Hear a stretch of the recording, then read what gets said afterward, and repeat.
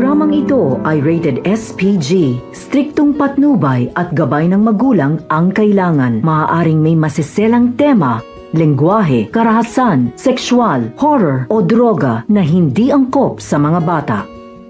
Maiisahan nga dito si Moira dahil gagawa ng drama itong si Don Pepe at agad naman masuhulan ng 10 milyon ang pulis upang kapalit ng kanyang paglaya. At dahil dito ay makikipagtapatan itong si Moira. Agad naman na sinabihan itong si Moira na niiniligpit na nga daw itong si Lolo Pepe. Ngunit isang palabas na lamang nila iyon upang hindi magtaka itong si Moira. At sa pagkakataong ito ay may nakalaan na nga na plano dito ni Don Pepe laban kay Moira. Samantalang matapos nga nilang mag-usap dito ni Giselle at ni Moira at ni Robert pati na rin si Nerissa. Umalis na nga ang sinasakyan dito ni Moira, ngunit natanaw naman dito ni RJ at ni Giselle at agad nila itong pinasundan. Wala daw kasing tiwala itong si Giselle dito kay Moira at alam nito sa kanyang sarili na may kinalaman ito sa pagkawala dito ng kanilang ama. Subalit nagiging usap-usapan nga na nagiging sangkot itong si Zoe sa pagkawala dito ni Lolo Pepe. Agad itong pumunta doon kay Carlos upang makibalita at pagsabihan na rin at itanong ang kanyang anak kung may kinalaman ba itong si Zoe. Dahil naririnig dito ni Carlos ang tungkol sa balita na siya ang may dahilan kung bakit nawawala ang matanda. Siya kasi ang huling kausap dito at kasama ni Lolo Pepe. Kaya naman nagulat itong si Zoe at kinakabahan. Hindi niya alam kung ano ang kanyang isasagot dito kay Carlos.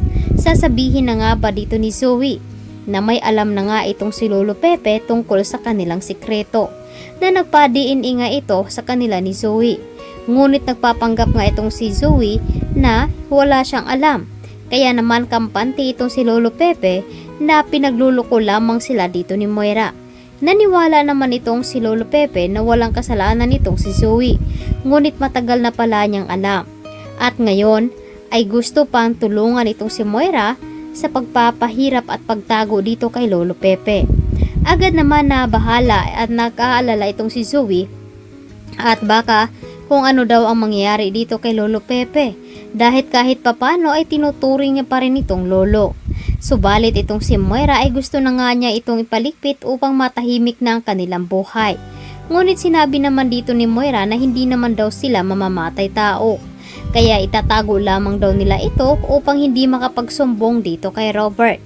Ngunit ito namang si Lynette ay labis ang kanyang pagkabahala, ngunit hindi niya nagustuhan ang pagpunta doon sa mga kaibigan dito ni Carlos. Dahil marami nga itong napupuna sa kanya at nagkaroon din ng hindi pagkakaintindihan nila ni Carlos. Dahil nga sa masyado itong sensitive at masilan. Isa pa doon sa kanyang pananamit ay masyadong mahigpit itong si Carlos at ngayon ay unti-unti nang matutuklasan dito ni Lynette na may ibang ugali pala itong si Carlos at tama nga ang hinala dito ni Giselle. Nalalabas ang ugali dito ni Carlos kapag kasal na nga silang dalawa at ngayon ay hindi na niya mababawi ito dahil nga ay nakatali na nga siya dito kay Carlos. At ngayon ay namimiss na lamang dito ni Lynette ang kanyang anak na si Annalyn. Hindi niya alam na namomroblema nga itong si Annalyn dahil sa pagkawala ng kanyang Lolo Pepe. Habang nasa bahay naman itong si Annalyn ay pilit naman itong nagdadasal na sana ay mayroon nga daw mabait na tao na tumulong dito kay Lolo Pepe. At ito nga ang pulis dahil nga sa pag-alok dito ng 10 milyon ni Lolo Pepe ay pumayag naman ito na makatakas siya at pakawalan siya doon.